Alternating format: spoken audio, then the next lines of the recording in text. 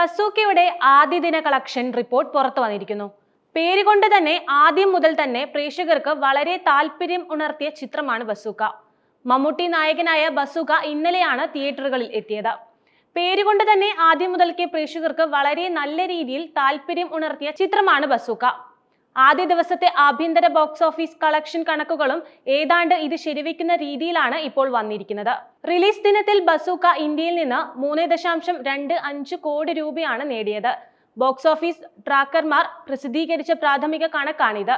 ചിത്രം നേരത്തെ റിലീസിന് മുൻപ് 1.50 കോടി രൂപ കേരളത്തിൽ നിന്നും അഡ്വാൻസ് ബുക്കിംഗിലൂടെ നേടി.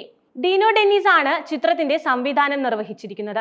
ചിത്രത്തിൽ മമ്മൂട്ടിക്കൊപ്പം പ്രശസ്ത സംവിധായകനും നടനുമായ ഗൗതം വാസുദേവ് മേനോൻ പ്രധാന കഥാപാത്രത്തെ അവതരിപ്പിക്കുന്നുണ്ട്. സിദ്ധാർത്ഥ് ഭരതൻ, ബാബു ആന്റണി, ഹക്കീം ഷാജഹാൻ, ഭാമ അരുൺ, ഡീൻ ഡെന്നീസ്, സുമിത് നേവൽ, ദിവ്യ പിള്ള, സ്ഫടികൻ ജോർജ് എന്നിവരാണ് ബസൂക്കയിലുള്ള മറ്റ് പ്രധാന താരങ്ങൾ. നിമിഷ് രവിയാണ് ചിത്രത്തിന്റെ ഛായാഗ്രഹണം നിർവഹിച്ചിരിക്കുന്നത്. സയ്യിദ് അബ്ബാസ് നിർവഹിച്ച പാശ്ചാത്യ സംഗീതവും പ്രമേയത്തിനും കഥയ്ക്കും ആഖ്യാനത്തിലും അടിവരയിട്ട് ത്രസിപ്പിക്കുന്ന രീതിയിലാണ്. വരും ദിവസങ്ങളിൽ ചിത്രം മികച്ച കളക്ഷൻ നേടുമെന്ന് തന്നെയാണ് പുറത്തുവരുന്ന പുതിയ റിപ്പോർട്ടുകൾ പറയുന്നത്.